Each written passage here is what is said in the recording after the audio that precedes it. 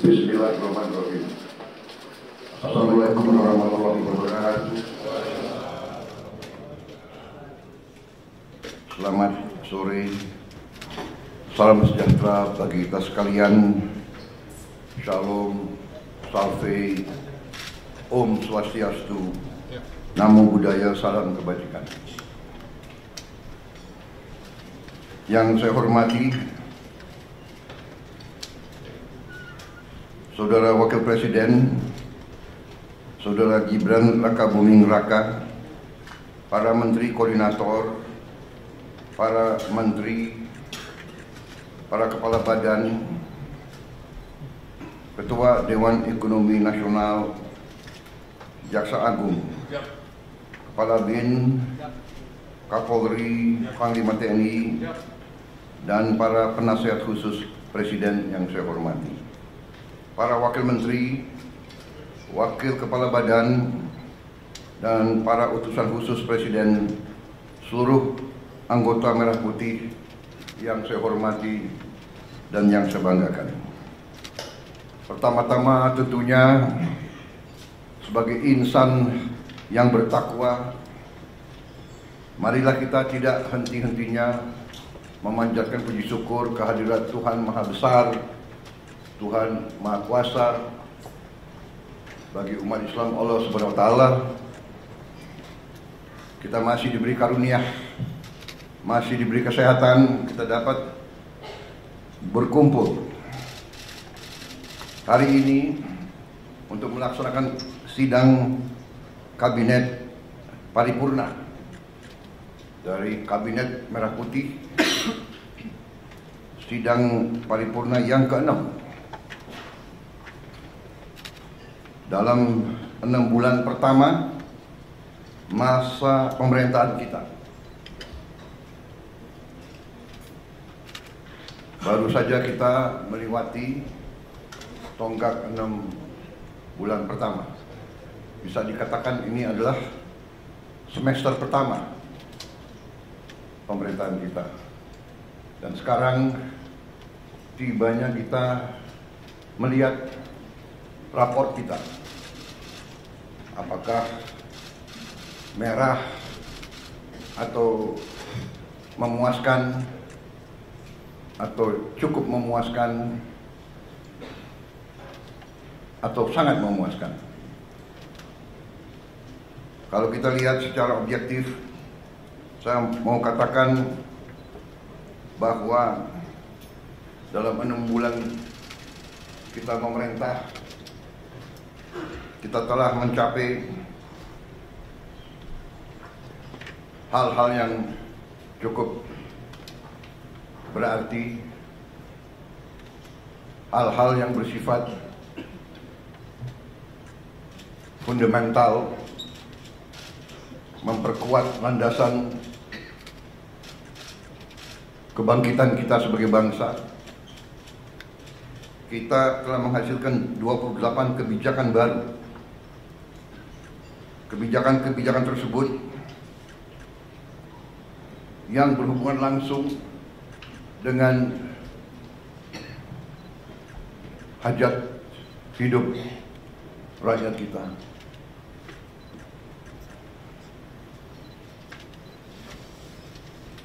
Hal-hal ini kita lakukan dalam waktu yang cukup singkat,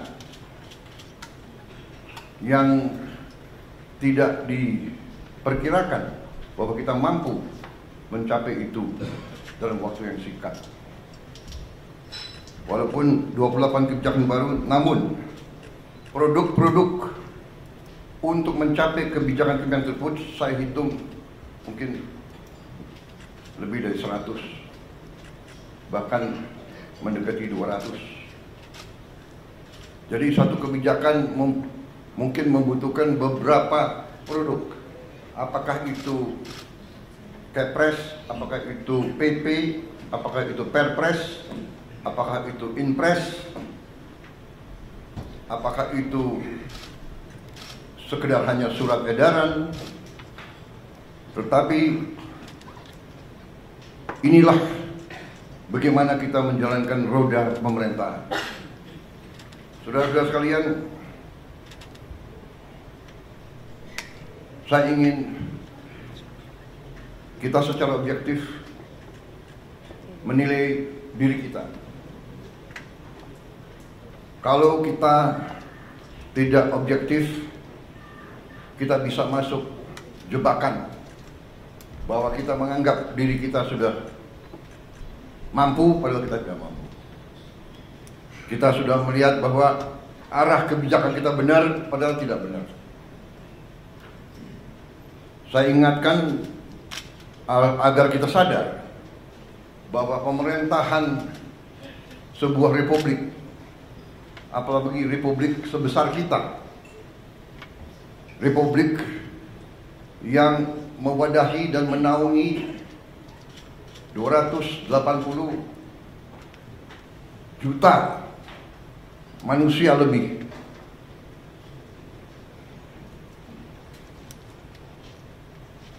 Tidak bisa sembarangan.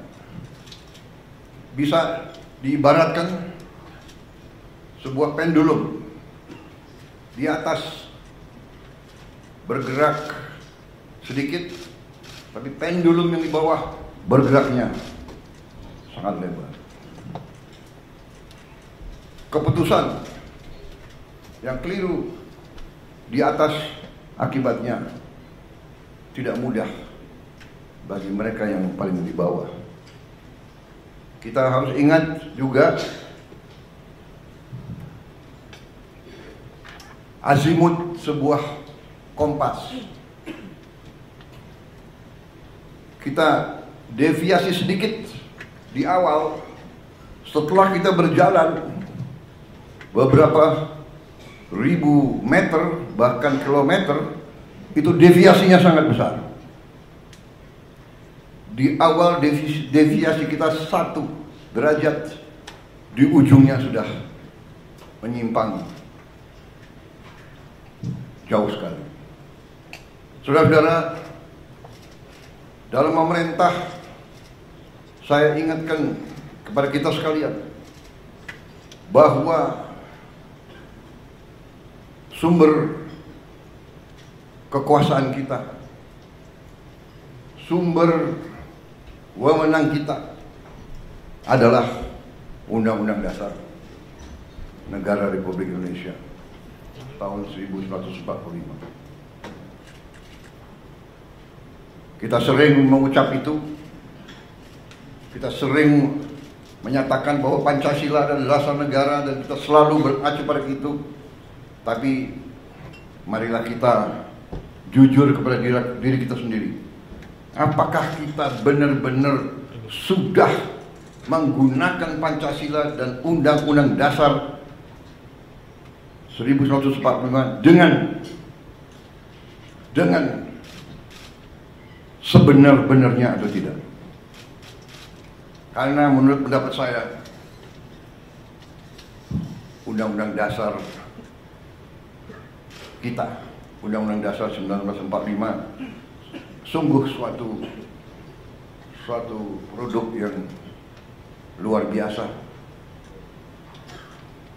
Tetapi sebagaimana saya katakan, menurut pendapat saya, elit bangsa telah sadar atau tidak sadar deviasi daripada Undang-Undang Dasar 45.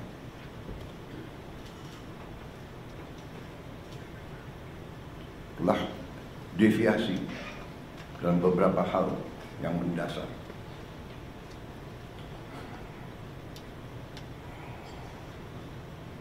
Kalau kita deviasi yang saya katakan, di awal penyimpangannya sedikit, di ujungnya penyimpangan yang besar. Saya ingatkan bahwa rancang bangun Undang-Undang Dasar 1945 kita luar biasa. Rancang bangun yang telah dibuat oleh pendiri bangsa kita luar biasa. Kenapa? Karena pendiri-pendiri bangsa kita mengalami penjajahan, mengalami imperialisme, mengalami penindasan, mengalami kapitalisme yang dibuat untuk menjaga bahwa rakyat kebanyakan tetap miskin. Pendiri-pendiri bangsa kita mengalami penjajahan imperialis, 2 imperialis yang dialami, Barat, Belanda, dan Jepang. Sekarang kita baik, dan kita harus baik. Kita tidak mau dendam. Kita tidak dendam sama bangsa Belanda. Tidak dendam. Kita tidak dendam dengan bangsa Jepang. Tapi kita pernah dijajah, pernah ditindas. Kekayaan kita diambil terus-menerus.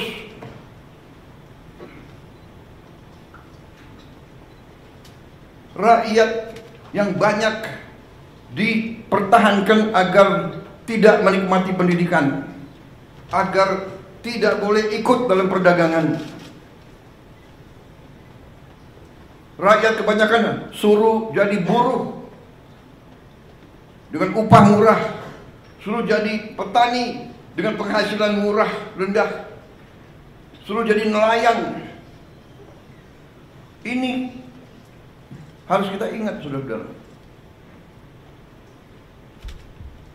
Dan alhamdulillah, kabinet kita, memerintah, dan kita harus berjiwa besar, kita harus objektif.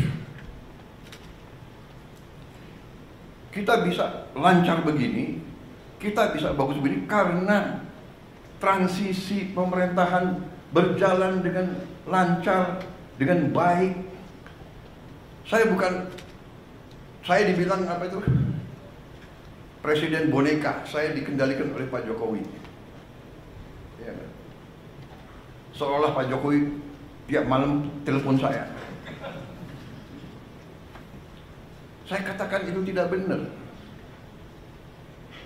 Bahwa kita konsultasi, ya, itu seorang pemimpin yang bijak, yang konsultasi, minta pendapat, minta saran. Beliau 10 tahun berkuasa. Saya menghadap beliau, nggak ada masalah. Saya menghadap Pak SBY, tidak ada masalah. Saya menghadap Ibu Mega, tidak ada masalah. Kalau bisa menghadap Gus Dur, nggak bisa. Bisa menghadap Pak Harto, iya kan? Menghadap Bung Karno kalau bisa. Loh, minta pandangan, minta saran. Pak Jokowi berhasil 10 tahun, orang suka tidak suka. Masalah ijazah dipersoalkan. Nanti ijazah saya ditanya-tanya. Iya kan? Ini ada wartawan banyak ya. Bukan, saudara-saudara, ya. Kita ini di mana-mana saya katakan, dunia ini sedang penuh ketidakpastian. Ya.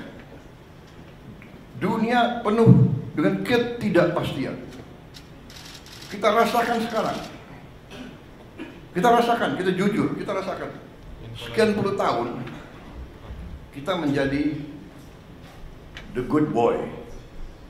Ya kan? Ada negara yang besar, negara yang kuat.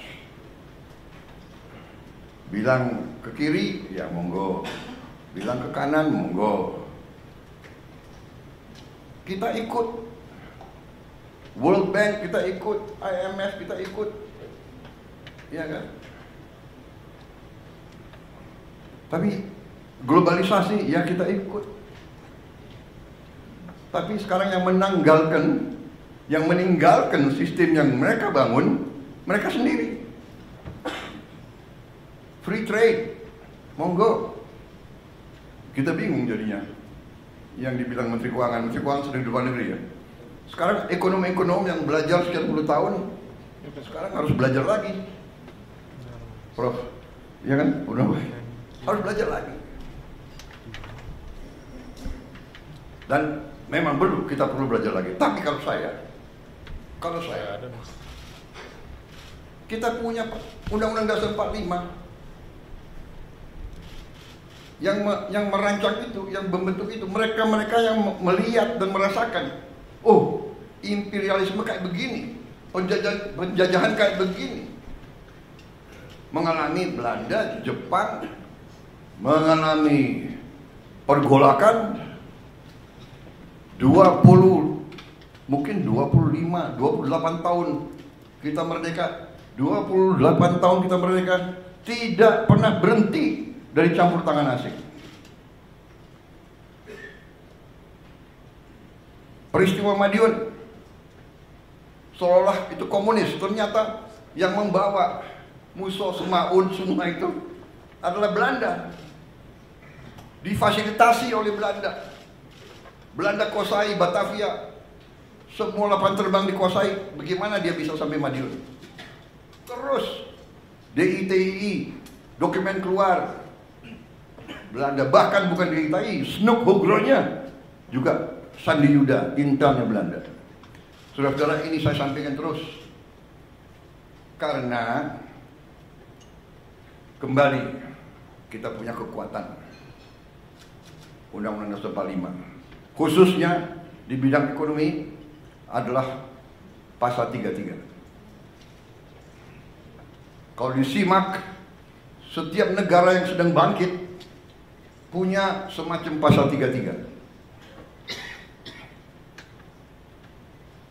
Jadi saudara-saudara, 6 bulan yang kita telah kerjakan, ternyata menurut saya kita boleh bangga dengan prestasi kita. Dan untuk itu saya ingin mengatakan bahwa sungguh-sungguh saya apresiasi, saya terima kasih kepada semua menteri, wakil menteri, kepala badan, wakil kepala badan dalam tim kita, dalam kabinet merah putih. Saya merasa kita bisa mencapai ini karena kerjasama yang baik di antara kita. Saya merasakan teamwork. Dalam 6 bulan kita kabinet paripurna hanya 6 kali. Ratas-ratas juga tidak terlalu sering. Saya paham sebagian dari Anda mungkin ketemu saya tidak sering yang kita inginkan. Tetapi hasil kita, hasil diskusi kita, hasil keputusan kita terwujud, terlaksana, dan dirasakan oleh rakyat Indonesia. Saudara-saudara, apa yang ingin saya sampaikan? Mari kita lihat dengan tolok ukur yang objektif, yang jelas.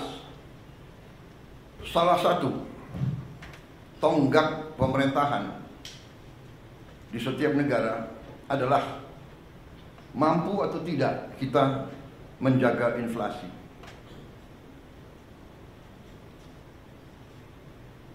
Inflasi kita salah satu terendah di dunia, mungkin di antara 5 negara yang terendah di dunia. Mungkin inflasi yang lebih rendah dari kita, mungkin Tiongkok, Mendagri. Ini prestasi, dan saya harus katakan, jujur ini, bukan karena Mas Gibran ada di sebelah saya, bukan. Ini objektif, ini salah satu hasil daripada kepemimpinan dan manajemen Pak Jokowi. Mungkin pengalaman beliau sebagai wali kota membuat beliau ngerti bagaimana memanage inflasi yang mungkin nggak ada di buku, nggak diajarkan di Harvard atau di MIT. Ada lulusan Harvard nggak di sini? Saya tidak. Saya sangat kagum sama Harvard. Saya ingin masuk dulu, nggak bisa masuk. Bisa masuknya ke toko bukunya aja. Yang penting Harvard. Wih, ini kebablasan nih, kok wartawan terus di sini. Tapi kita demokratis ya. Coba angkat tangan yang mengizinkan wartawan tambah 5 menit di sini. Angkat tangan. Oke. Demokrasi, Anda boleh di sini 5 menit lagi.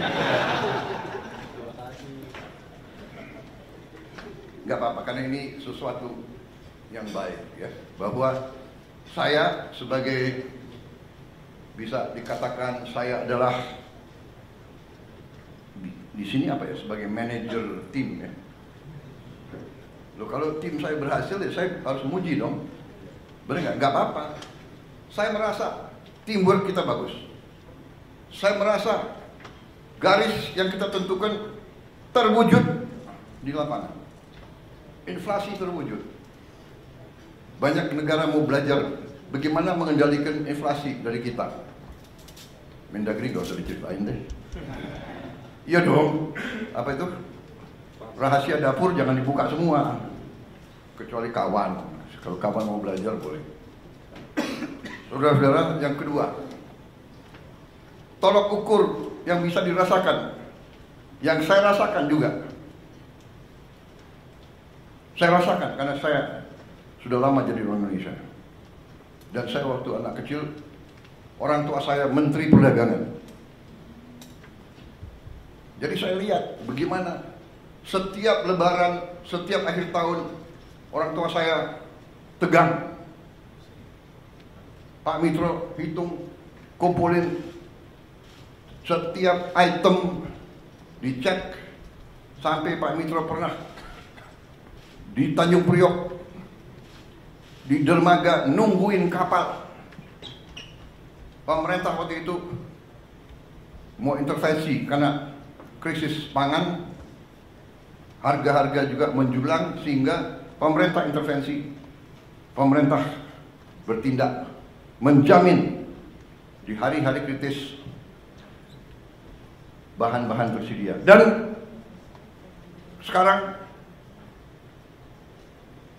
pemerintah yang saya pimpin, saudara-saudara, berhasil menjaga stabilitas harga pangan di saat-saat yang selalu harga pangan kurang bisa dikendalikan. Akhir tahun, Natal, akhir tahun, dan Lebaran. Alhamdulillah, akhir tahun, Natal, dan Lebaran tahun ini, di masa pemerintahan kita, harga-harga aman, stok pangan tersedia.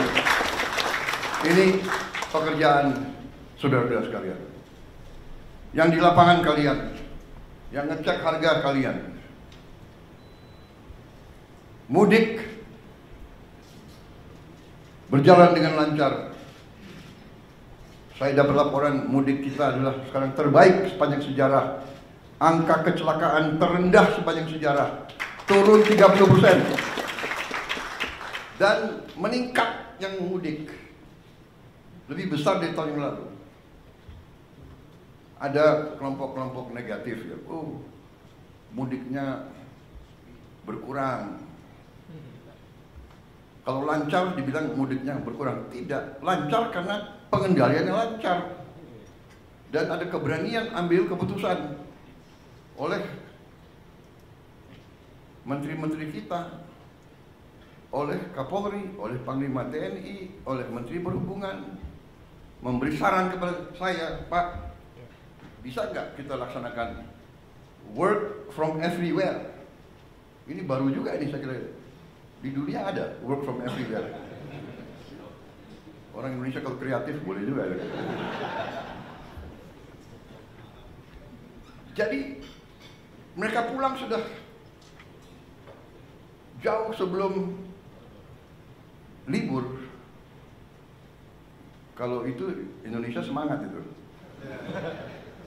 Pulang sebelum libur. Tapi ini ya, ini keberanian ambil keputusan. Saya bilang, oke, saya ambil tanggung jawab, silakan. Jadi ini tolok ukur tonggak yang bisa dirasakan. Belum lagi masalah-masalah sekian puluh tahun yang lalu. Hutang orang kecil yang sebenarnya sudah dihapus oleh bank-bank masih dituntut. Jutaan petani kita, jutaan rakyat kecil kita tidak bisa pinjam lagi, terpaksa dia pinjam dari rentenir, dari pinjol, pinjaman online, rentenir yang gila, bunganya harian, luar biasa. Kita hapus, kita ambil tindakan-tindakan yang harus kita ambil dengan beberapa risiko. Tetap dalam kerangka pengendalian APBN yang prudent. Kita disiplin kepada diri kita sendiri. Kita menjaga bahwa kita pelihara defisit kita tetap 2,5% dari GDP kita. Tidak ada kewajiban. Uni Eropa saja yang lahir dengan angka tersebut dalam perjanjian Maastricht, ya. Tahun berapa itu? Maastricht, Pak Anggito? 2090-an. Maastricht Treaty mematok defisit anggaran untuk anggota-anggota Uni Eropa di 3%. Kita karena ingin menjadi nice boy, kita ikut Maastricht Treaty. Untuk kita tidak akan punya defisit lebih dari 3%. Padahal saudara-saudara, Jerman, Prancis, Italia, mereka sudah jauh di atas 3%. Mereka melanggar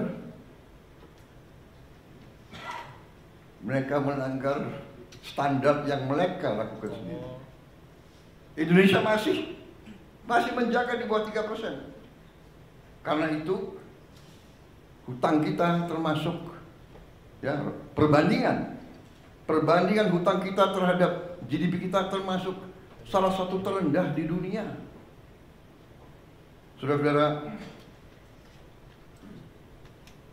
pengendalian manajemen perekonomian kita cukup prudent, cukup hati-hati. Dalam kehati-hatian itu, salah satu juga yang kita bisa dan boleh bangga adalah kita melaksanakan penghematan besar-besaran. Penghematan besar-besaran inilah yang memungkinkan kita melaksanakan program-program yang strategis. Yang pertama, saya juga sampaikan penghargaan saya bahwa kita mampu menggelar roll out program makan bergizi gratis kita. Tanggal 6 Januari di roll out dan terus-menerus dilaksanakan kayak di belakang-belakang dengan kehati-hatian, tahap demi tahap, sampai hari ini saya dapat laporan barusan sudah lebih dari 1.000 titik. 1.000 berapa? 1.286. Yang total penerima makan bergizi sekarang sudah di atas 3 juta. 3,4 juta di awal Mei, dan diperkirakan akhir Mei akan mencapai 4 juta. Dan di akhir Juni akan mencapai 6 juta. Dan di akhir Juli akan mencapai 22 juta. Akhir Agustus 22 juta. Sehingga di akhir November 2025 akan mencapai 82,9 juta penerima manfaat. Ini dari segi manajemen fisik, ini adalah upaya yang luar biasa. Kita selenggarakan catering untuk acara perkawinan yang tamunya 3.000 orang aja, ya kan? Setengah mati itu catering, benar gak? Dan tidak sering bahwa catering itu ada yang keracunan. Makan biasanya catering itu kalau di kawinan catering Makanya ya begitu-begitu aja kan. Sudah mahal, ya kan? Saudara-saudara, hari ini memang ada yang keracunan. Yang keracunan sampai hari ini dari 3, sekian juta, kalau tidak salah di bawah 200 orang. Yang nginep, yang rawat nginep hanya 5 orang. Jadi bisa dikatakan yang keracunan atau yang nggak perutnya nggak enak sejumlah 200 orang itu 200 dari 3, sekian juta, kalau tidak salah adalah 0,005.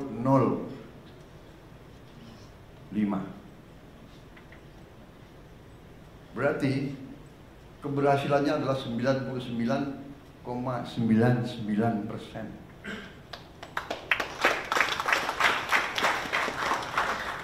Di mana ada usaha, ya, usaha manusia, di mana di bidang pekerjaan apapun, kalau 9,99% keberhasilan, oke dong.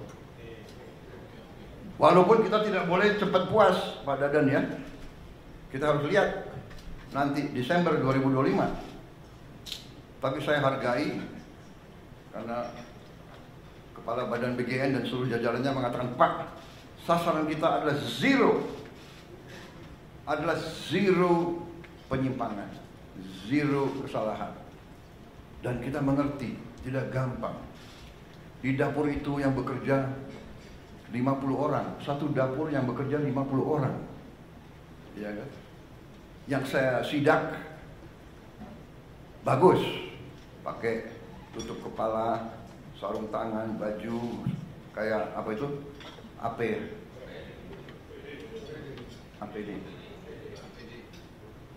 Singkatan APD yang untuk COVID dulu loh. Alat pelindung diri, Pak. Alat pelindung diri. Ada. Harus buka sepatu. Presiden disuruh buka sepatu. Saya patuh. Presiden buka sepatu. Ada pas pampres yang nggak buka sepatu.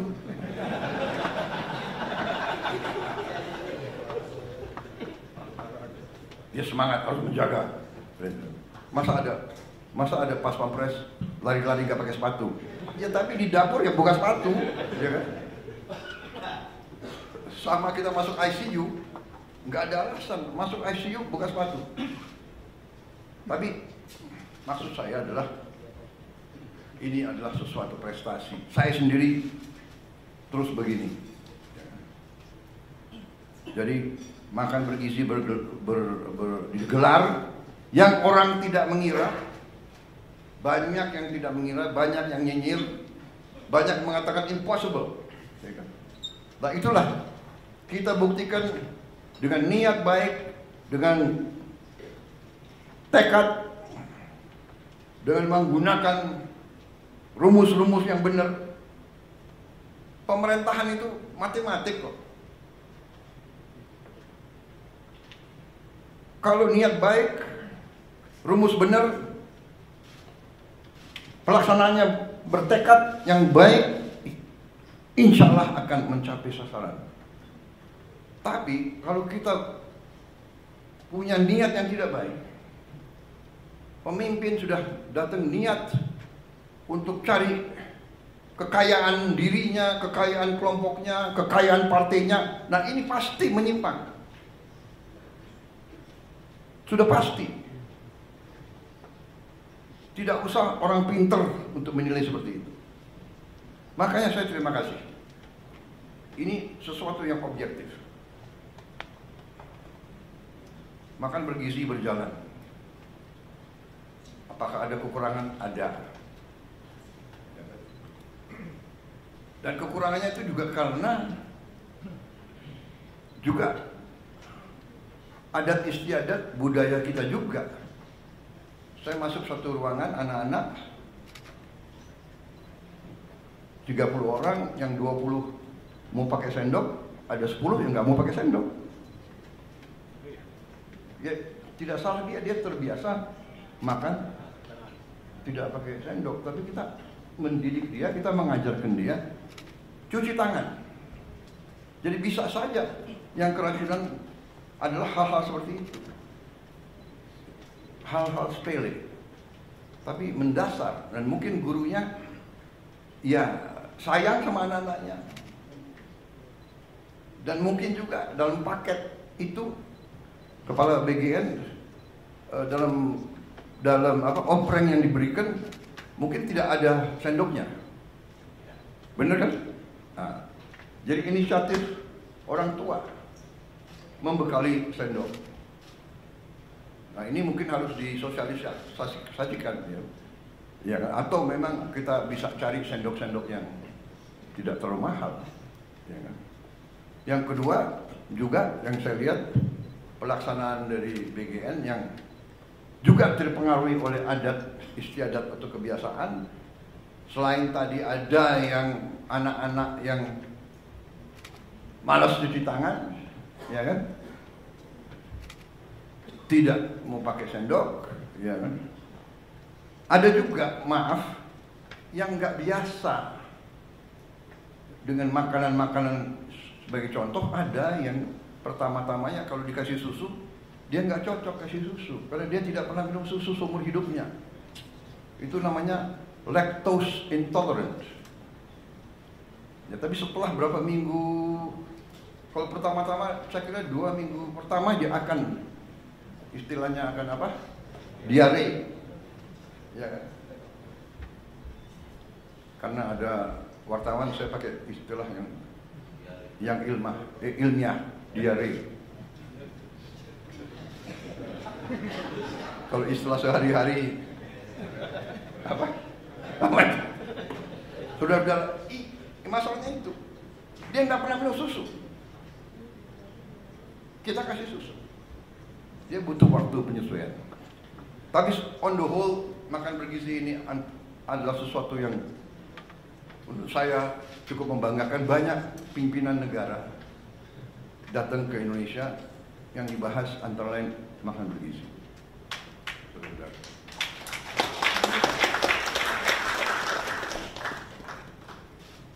Tanggal 7, yaitu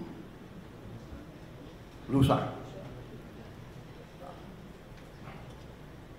tokoh dunia namanya Bill Gates akan datang ke kita, minta ketemu saya. Sudah cukup lama beliau minta ketemu, kalau tidak salah ya suratnya dari November ya, minta ketemu. Saya terima, antara lain mau menyatakan dukungan dan penghargaan atas makan bergizi kita.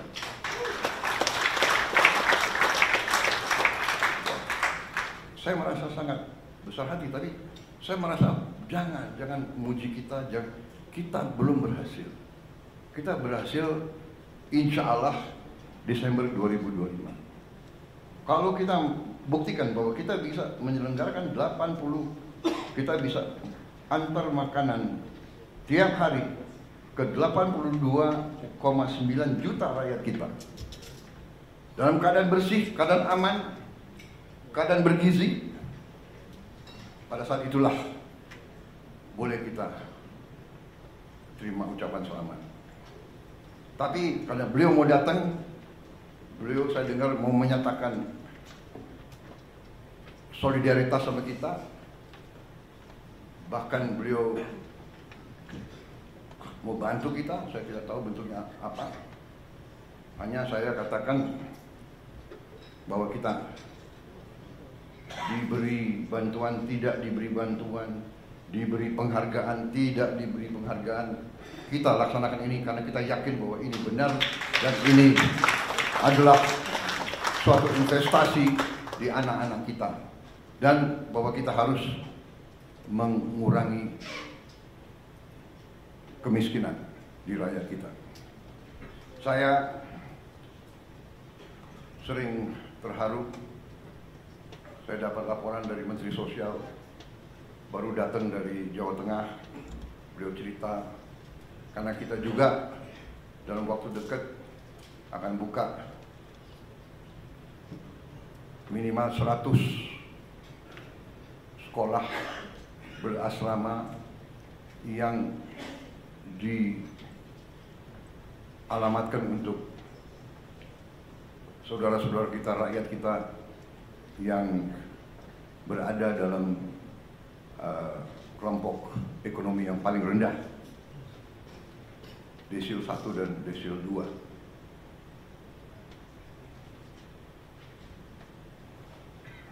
Niat ini mungkin akan terwujud dalam tahun ini juga. Menteri Sosial dan Menteri Pendidikan Dasar Menengah bertekad bahwa 53 sekolah akan digelar bulan Juli ini. Bolak-balik saya katakan, jangan dipaksa. Ya. Berbuat, tapi kita tidak usah ngejar tanggal. Yang penting kita berbuat. Tapi mereka yakin mereka ingin mendapat hasil terbaik cepat. Saya silakan. Tapi ujungnya nanti saya kira ini akan sangat dirasakan oleh orang yang paling bawah. Tapi kembali kepada prestasi kita selama 6 bulan. Karena ini keputusannya memang dalam waktu 6 bulan, ya, keputusan, kebijakan, mereka sudah kerja, Dikdasmen, Mensos sudah bekerja keras, sehingga kita sudah mendapat tawaran dari bupati-bupati dan wali kota seluruh Indonesia. Lebih dari 200 bupati wali kota sudah menyiapkan lahan. Karena saya katakan, kalau Pemda siapkan lahan, kita bangun. Dan kita sudah siapkan anggaran APBN.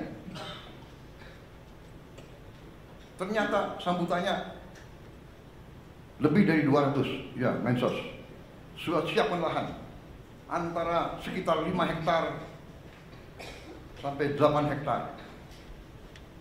Lumayan. Sekolah SD, SMP, SMA 5 hektar saya kira jarang itu di Indonesia. Saya tadinya minta 20 hektar. Maksud saya antusiasme dari bawah. Jadi Dikdasmen sama Kemsos dibantu KL-KL lain merencanakan ini sudah sangat teliti sampai mereka tahu titiknya di mana. Dan ini nanti sekolah-sekolah ini di titik kantong-kantong kemiskinan yang paling susah, paling miskin itu kita dirikan. Mereka sudah sampai demikian, mereka sudah tentukan persiapannya sudah cukup matang. Ini saya kira akan dimatangkan 2-3 minggu lagi dan akan dilaksanakan dengan baik. Dan kita sudah merancang biaya pembangunan kampus tersebut yang cukup menurut saya hemat tapi bagus. Kemudian saudara-saudara, salah satu prestasi kita yang dirasakan, yang real dan tidak bisa dibuat-buat adalah bahwa produksi beras dan jagung kita, saya dapat laporan sekarang sangat berhasil, bahkan dibandingkan dengan tahun-tahun terdahulu. Produksi kita cukup bisa dikatakan tertinggi. Saya dari Sumatera Selatan. Hasil di Sumatera Selatan produksi berasnya yang tiap tahun berkisar 3 juta ton. Tahun ini mereka yakini akan mencapai 4 juta ton. Artinya apa? Peningkatan 25%. Saya kira di seluruh dunia ini salah satu prestasi. Dan kita harus mengakui kalau kita berbuat baik, jangan kita rendah diri. Ini prestasi kita. Kemudian serapan pemerintah, yaitu jumlah tonase beras yang sekarang berada di tangan pemerintah, saya dapat laporan adalah tertinggi sepanjang sejarah NKRI.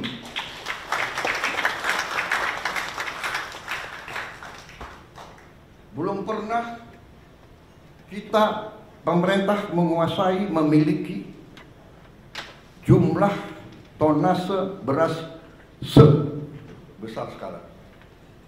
Saudara-saudara, ini suatu prestasi. Dan ini prestasi bukan datang begitu. Apalagi pertanian. Pertanian itu yang saya katakan tadi, azimut kompas, salah kecil akibatnya buruk. Kita tidak memperhatikan cuaca, El Nino, kekeringan, La Nina. Kita tidak perhatikan krisis pangan. Tapi alhamdulillah pejabat-pejabat kita mengerti, mampu. Saya suka muji-muji, tidak, tapi saya ya namanya kepala sekolah, kalau ada, iya kan, ada yang berprestasi, saya harus kasih tahu prestasi, benar nggak? Jadi dalam hal ini saya lihat tim pangan, Menteri Pertanian dan timnya, Menko, semua fokus. Untung aja Menteri Pertanian ada di Jakarta hari ini, hadir. Biasanya saya cari, nggak ada. Di mana? Kalimantan Barat, di mana? Jambi, di mana? Duanya, menteri dan wakil menteri, udah hitam sekali. Berarti ini menteri dan wakil menteri mana benar-benar bekerja.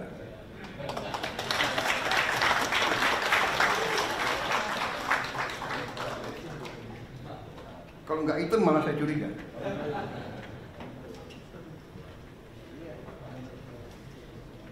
Akhirnya Pak Natalius Pigai pengen jadi Menteri Pertanian. Iya, nggak usah. Dia di ruang AC aja masih.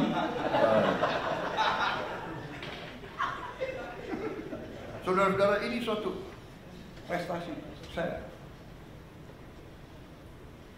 merasakan, karena hari ini saya terima tadi pagi, saya terima Saudara Hun Sen dari Kamboja. Dia 38 tahun jadi Perdana Menteri. Sekarang dia naik jadi Presiden Senat, ya. Dia datang, yang pertama dia bicara, karena tadi yang jemput beliau adalah Menteri Dalam Negeri, ya. Yang pertama disampaikan adalah, kami perhatikan bahwa prestasi Indonesia luar biasa. Produksi berasnya sangat naik sampai berlimpah. Ini akan berpengaruh kepada kita, karena biasanya Indonesia beli beras dari kita. Tapi tahun ini Kamboja harus cari pasar baru, karena Indonesia tidak akan impor. Benar tadi Mendagri. Datang ketemu saya, itu lagi yang disampaikan. Selamat, sukses. Produksi saudara luar biasa. Kemudian kebijakan-kebijakan yang saudara ambil, ya, menjadi perhatian. Kita sih dinilai tidak dinilai, kita hanya kerja, kita tidak mau. Tapi alhamdulillah, ya kan? Dan kita nggak boleh takut. Jadi kalau ibarat kita di kelas, di sekolah, ya kan? Kalau kita belajar benar, kita ikut ujian yang benar, nilai kita bagus, pasti ada yang nggak suka sama kita kan? Yang nggak mau belajar nggak suka sama kita, ya kan? Wah, dia mau lulus sendiri gitu. Padahal belajar, bekerja gitu. Kita tidak berbuat yang aneh-aneh, ya. Pakai logika. Jadi waktu berapa bulan yang lalu Yang saya katakan prestasi ini kita bisa surplus produksi Februari, Maret, April, Mei. Yang Menteri Pertanian tidak sedikit jasanya Pak Jokowi sebagai Presiden. Benar Menteri Pertanian? Sekali lagi ini saya bukan ngolor untuk apa, ya kan?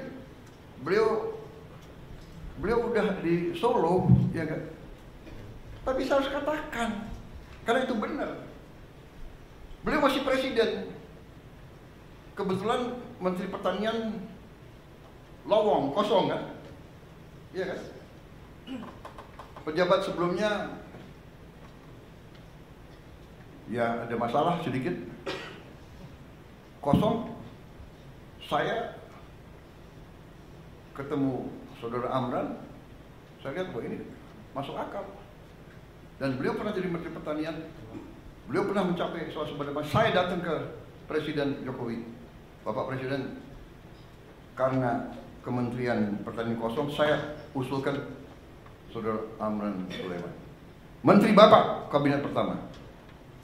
Mungkin Pak Jokowi terkesan juga sama saya kan. Ini Menteri Pertahanan kok mengusulkan Menteri Pertanian. Orang selalu tanya, apa hubungan pertahanan dan pertanian? Iya, tanpa pangan nggak ada tentara. Mau perang pakai apa?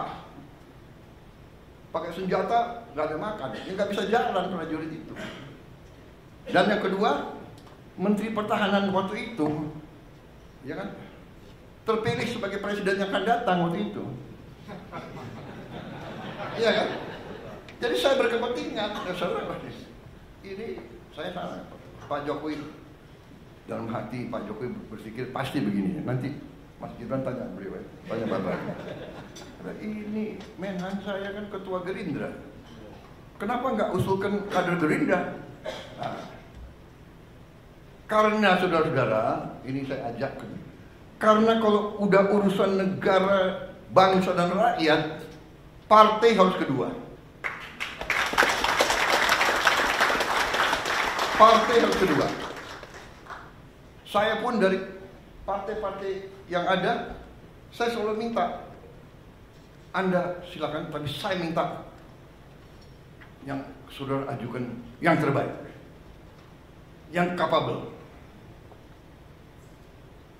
Konsensus kita adalah seperti itu. Benar Pak Sur? Benar Pak Ketua Golkar? Benar kan? Mas Ahaye benar? Caimin? Silakan. Tapi saya minta yang terbaik. You yakin? Saya terima. Alhamdulillah. Jadi saudara, akhirnya Pak Jokowi terima, beliau dilantik, dan kita lihat masalah, beliau lihat masalah, kita datang lagi ke Pak Jokowi. Saya ingat berapa kali saya didampingi Panglima TNI dan Kapolri. Kenapa? Panglima TNI dan Kapolri ikut urus pangan, karena pangan adalah sumber dari sebuah negara. Kalau pangan tidak aman, negara tidak aman. Dan mereka sadar kalau tidak aman, yang pusing tentara dan polisi. Saya datang didampingi Panglima TNI, Kapolri, Menteri Pertanian, Menteri Keuangan, minta dana tambahan untuk apa? Mengatasi kekeringan. Dan cara mengatasi kekeringannya apa? Sangat sederhana. Ternyata Menteri Pertanian mengatakan, Pak, ini kalau tidak ada air kita nggak bisa. Tapi Pak, ada jalan keluar. Kenapa? Karena di Indonesia banyak sungai yang tidak pernah kering. Di Jawa Timur Kali Berantas, di Jawa Tengah Bengawan Solo, di Jawa Timur Citarum, di Jawa Barat Citarum, di Jambi, di Riau, di Sumatera Selatan, di Kalimantan, luar biasa itu sungai-sungai. Yang besar, kuncinya adalah pompa. Waktu itu kita cari uang untuk 80.000 pompa yang harus kita adakan sebelum musim tanam. Ya setengah mati waktu itu. Sudah dapat itu, saya nggak tahu Menteri Pertanian silatnya kayak apa, ya kan? Uang-uang dari mana beliau alihkan? Kita berhasil datangkan sekian puluh ribu pompa. Yang pasang siapa? Yang terpaksa kita minta lagi dari TNI, dari Polri, bantu. Akhirnya, alhamdulillah, sekarang kita aman karena tindakan sekian bulan yang lalu. Sekian tahun lalu. Jadi sekali lagi saudara-saudara, saya mau katakan, alih kekuasaan, transisi yang baik, ya,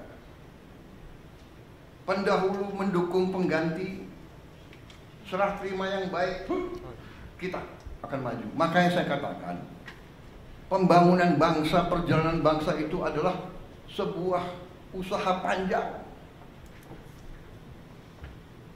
Karena itu saya mengajak kita menghadapi paradigma baru, bahwa untuk rakyat, kalau sudah kepentingan rakyat dan bangsa, semua pemimpin harus bisa kerjasama.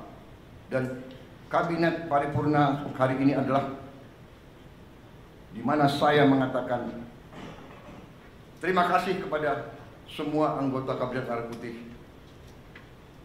Kita telah buktikan 6 bulan pertama, kita buktikan kerjasama kita baik, teamwork kita baik.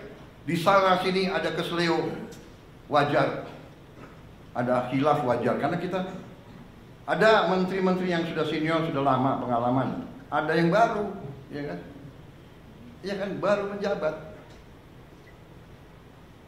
Saya aja baru menjabat berapa hari presiden, salah jalan di Istana Merdeka. Bener, cari WC, di mana WC? Wajar. Jadi kita sudahlah, saya ya kan ada mungkin juru bicara saya keseleo.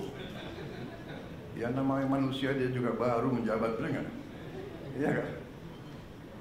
Kalau yang senior salah bicara, salah. Ya. Erlangga salah bicara, nggak bisa. Bener nggak? Ini yang baru-baru ini, bener nggak? Natalius Pigai, ya semua maklum lah. Pak Natalius Pigai itu sekarang pakai sepatu, pakai kaos kaki. Ini nanti dicek loh, anggota kabinet yang nggak pakai kaos kaki ini. Gus Ipul udah. Saya kenal beliau tuh, dulu nggak pakai kaos kaki. Jadi saudara-saudara, ya apa yang kita mencapai ini bukan hal-hal kecil. Saya kira buruh mengatakan bahwa sekarang hampir semua kesulitan mereka, pemerintah sekarang paham, dan pemerintah sekarang akan membela dan memperjuangkan hak-hak buruh. Tapi saya juga ingatkan kepada buruh kita akan bela Anda, karena Anda anak-anak kami. Tapi ingat, kita juga harus mengerti kepentingan para pengusaha, karena para pengusaha itu yang punya pabrik-pabrik. Kalau mereka merasa susah, mereka bisa angkat kaki dari sini. Jadi kita sekali lagi Indonesia Incorporated, kerukunan. Bahkan dari mereka, pemimpin buruh yang Pak, kalau bisa Bapak kumpulkan Pak 150 dari kami, tolong kumpulkan 150 tokoh-tokoh pengusaha. Ini permintaan mereka. Bapak kumpulkan di istana mana, mari kita bahas kesulitan kami langsung para pengusaha. Dan kita cari jalan-jalan yang baik.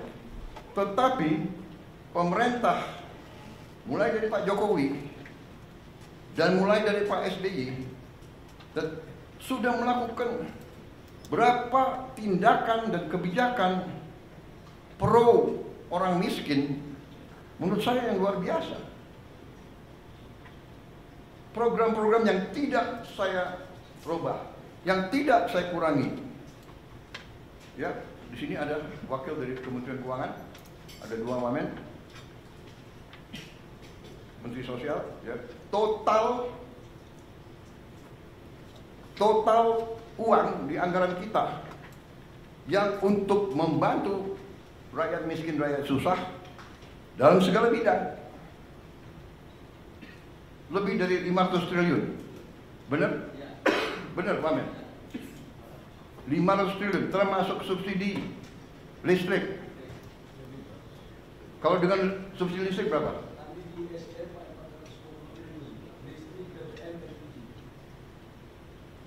Di Kemsos 500.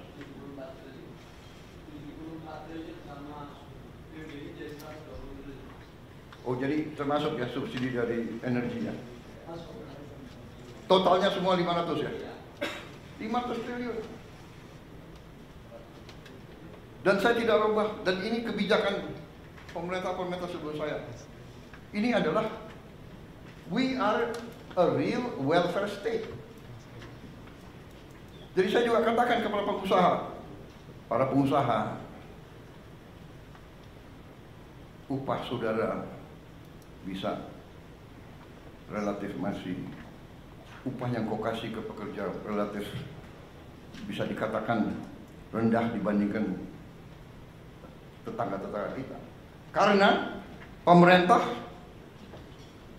memberi bantuan tunai langsung, ya, ada keluarga harapan, transfer langsung dan sebagainya, totalitasnya 500 triliun. 30 miliar dolar lebih.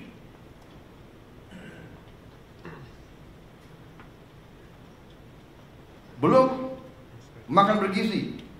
Ini keberpihakan lagi, anaknya buruh, anaknya semua diberi makan. Yang nanti akhir tahun ini jumlahnya adalah 170 triliun. Berarti 10 miliar dolar lebih. Jadi yang tadi 30 miliar dolar plus 40 miliar dolar untuk membantu desil 1, 2 dan kelas menengah juga. Jadi saudara, kita terus, ratusan kebijakan kita tolong dipelajari, ya, untuk juga pertama kali kita pangkas semua sistem distribusi pupuk yang penuh dengan keruwetan. Langsung dari pabrik ke kelompok tani. Kita meninggalkan 144 peraturan. Tidak ada lagi perlu izin gubernur, bupati. Ini yang diminta petani, ini yang mereka dapatkan. Kita sederhanakan, produksi naik. Juga mereka menyampaikan terima kasih. Lebih dari 100 juta petani merasakan penghasilan mereka naik karena kita tegakkan harga dasar gabah kering panen. Dan kita wajibkan penggiling-penggiling padi. Dan saya memberi peringatan, penggiling-penggiling padi yang bandel, yang beli setelah panen, yang beli dengan harga serendah-rendahnya, kita cabut izin usahanya. Saya tidak main-main, karena di tangan saya adalah Undang-Undang Dasar 1945, Pasal 33, yang memberi saya wewenang sumber-sumber produksi yang menguasai hajat hidup orang banyak, dikuasai oleh negara, dan dipergunakan sebesar-besarnya untuk kemakmuran rakyat. Dan saya tidak akan ragu-ragu menggunakan itu. Saya tanya hakim-hakim agung, ini bagaimana interpretasinya? Tidak usah diinterpretasi Pak, itu sudah jelas. Apakah penggiling padi menguasai hajat hidup orang banyak? Menguasai. Jadi dia harus ikut. Anda boleh untung, tapi jangan untung sebesar-besarnya di atas penderitaan petani. Tidak bisa. Silakan pilih. Anda mau operasi atau Anda kita tutup. Polis lain. Saudara-saudara, dahsyat itu pasal 33. Kita Indonesia Incorporated, pengusaha harus untung. Tapi jangan mau untung sebesar-besarnya di atas penderitaan rakyat. Tidak. You untung, boleh. Rakyat juga harus untung, petani harus untung. Dan ini dilaksanakan di banyak negara. Saya bukan orang pinter. Kalau perlu saya nyontek orang pinter. Tapi bukan di sekolah. Best practice, boleh kita copy. India sudah melaksanakan ini sudah puluhan tahun. Alhamdulillah, dengan ketegasan kita, petani merasakan. Mereka mengatakan belum pernah menerima penghasilan setinggi ini musim panennya kemarin. Jadi ini terus ya. Saya dapat laporan stok beras tadi sudah saya katakan tertinggi selama 57 tahun terakhir. Saudara-saudara, ini semua sudah kita capai. Salah satu prestasi kita adalah ini wartawan kok lebih dari 5 menit ya. Demokrasi, bagaimana? Boleh terus atau tidak? Terus. Boleh. Nanti kalau bagian saya marah-marahin menteri, nah kalian keluar. Ini kalau muji-muji boleh di sini ya. Jadi saya sekarang ini harus cari-cari kesalahan menteri-menteri saya aja.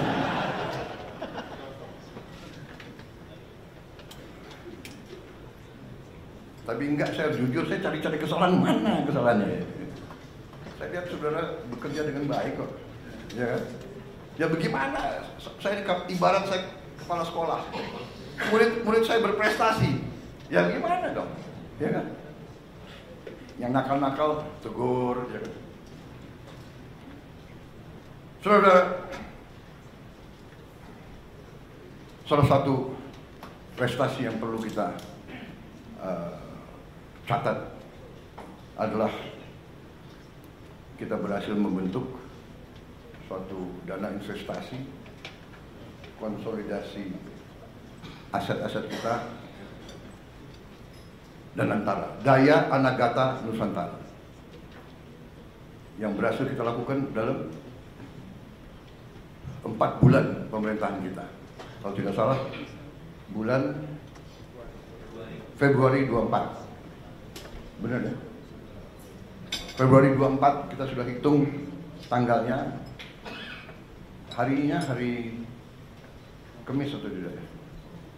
Pokoknya 24 Februari 2025. 2 tambah 4 6, ya kan? Bulan 2 6 tambah 2 8. Ke 2025 adalah 9 ya. 8 tambah 9 17. 1 tambah 7 8. Berarti itu tanggal baik dan antara berhasil.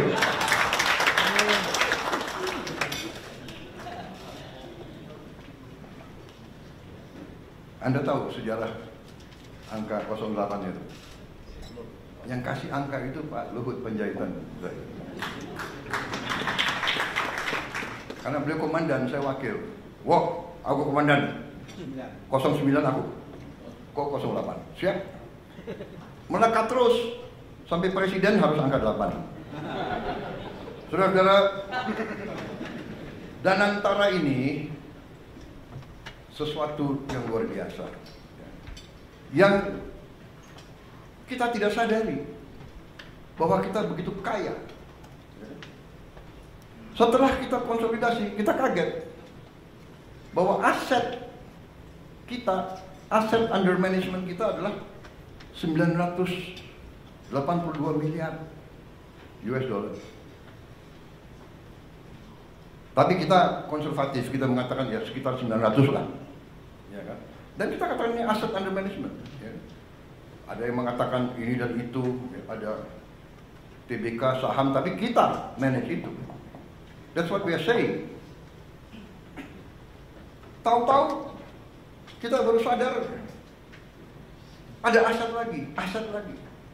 Saudara-saudara, Senayan itu, kompleks GBK Senayan, itu nilainya, saya diberitahu oleh para pengusaha, nilainya adalah 25 miliar dolar 10 tahun yang lalu. Jadi sekarang mungkin nilainya naik. Pak Rosan, mungkin apa? 30 miliar? 30 ada. Berarti kalau 982 tambah 30, kita sudah tembus 1 triliun US dollar. Yang terus terang aja banyak pemimpin kita tidak mengerti. Nah ini kadang-kadang pandainya beberapa birokrat kita, aset disembunyikan. Saya minta menteri-menteri kaji, menteri-menteri yang punya aset banyak, ini aset disembunyikan, nggak tahu nanti lama-lama udah ganti 3 kali menteri, 4 kali menteri, 3 kali presiden, bisa diapakan. Banyak aset negara itu hilang, nggak jelas. Saudara-saudara, negara-negara yang kuat, tanah, itu pasal 33, bumi dan air dan semua kekayaan yang terkandung di dalamnya dikuasai negara. Selama sekian puluh tahun, Senayan nggak jelas. Yang ini dikuasai ini, yang itu dikuasai itu, ya kan? Kemudian kita lupa, selain Senayan adalah sekitar 200 hektar, kurang lebih ya, Menteri BUMN, benar, Mensesnek. Ternyata ada lagi, Kemayoran itu 400 hektar lebih.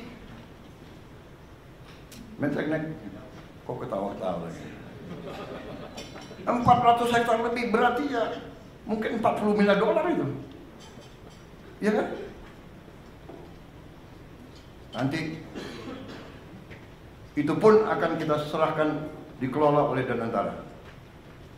Berarti sudah mungkin 1040 triliun. Belum lagi kita cek aset-aset yang ada di seluruh Indonesia. Pak Nusron ada? Nanti saudara teliti ya.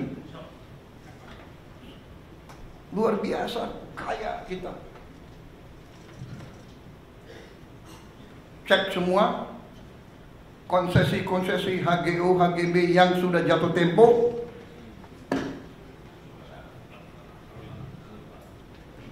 kembali ke negara.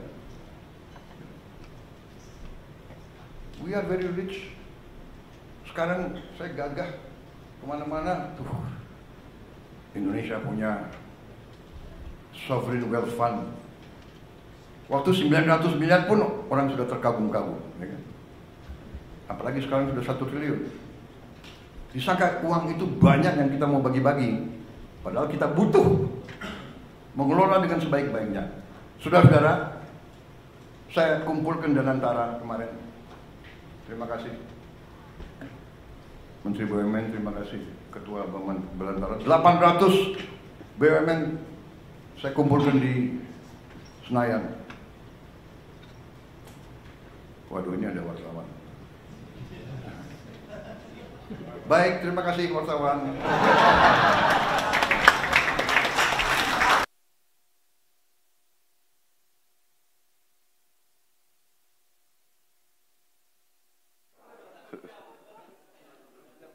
antum saya ingat. Wah, kalau kita muji-muji, oh iya belum keluar-keluar.